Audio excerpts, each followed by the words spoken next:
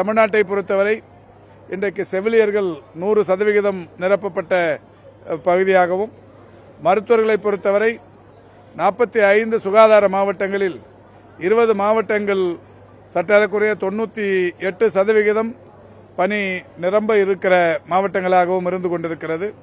மீதம் இருக்கிற அனைத்து பணியாளர்களையும் தேர்வு செய்யும் பணிகளை எம்ஆர்பியின் நிர்வாகம் மிக சிறப்பாக செய்து கொண்டிருக்கிறது. விரைந்து இந்த அவர்களுக்கெல்லாமும் கூட பணியாணைகள் தரப்படவிருக்கிறது.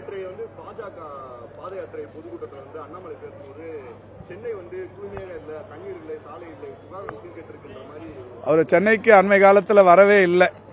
வந்து சென்னை சாலைகளில் நடக்கட்டும், சென்னையில் இருக்கிற மெட்ரோ வாட்டரை குடிச்சு பார்க்கட்டும், அதுக்கப்புறம் சென்னை தூய்மையா இருக்கா இல்லையா. அதாவது பொதுவான குற்றச்சாட்டுகளை சொல்வது என்பது வேறு, யதார்த்தமாக கள நிலவரத்தை அறிந்து குற்றச்சாட்டுகள் சொல்வது என்பது வேறு. அவர் சென்னையின் கள நிலவரத்தை நேரடியாக சுற்றி பார்த்துவிட்டு பிறகு சொன்னால் நன்றாக இருக்கும்.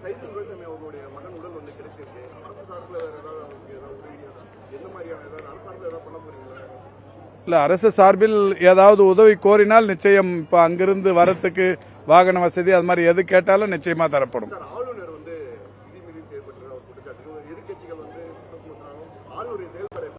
இது ஒரு அருமையான நிகழ்ச்சி.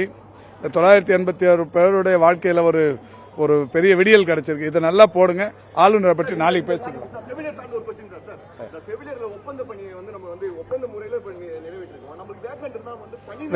வேகன்சி ஆக ஆக அந்த பணியிடங்களுக்கு அவங்க நிரப்பப்படுவார்கள். எம்ஆர்பிஏ ஆமாமா அது கொடுத்துருவாங்க. இப்ப வர வர அந்த வேகன்சியில் இவங்க ஃபில் ஆயிடுவாங்க. மாண்புமிகு தமிழ்நாட்டின் முதலமைச்சருடைய வழிகாட்டுதலோடு மக்கள் நல்வாழ்வுத்துறையில் தொடர்ந்து மருத்துவ துறை சம்பந்தப்பட்ட பணியிடங்களை நிரப்பும் பணிகள் நடைபெற்று வருகிறது. அந்த வகையில் கடந்த வாரம் 1021 மருத்துவர்களுக்கான பணி நியமனங்கள் இதே அரங்கத்தில் செய்யப்பட்டது. இப்பொழுது கொரோனா பேரிடர் காலத்தில் பணியாற்றிய 2386 செவிலியர்கள் 2 தேதிகளில் பணி விடுவிப்பு செய்யப்பட்டார்கள்.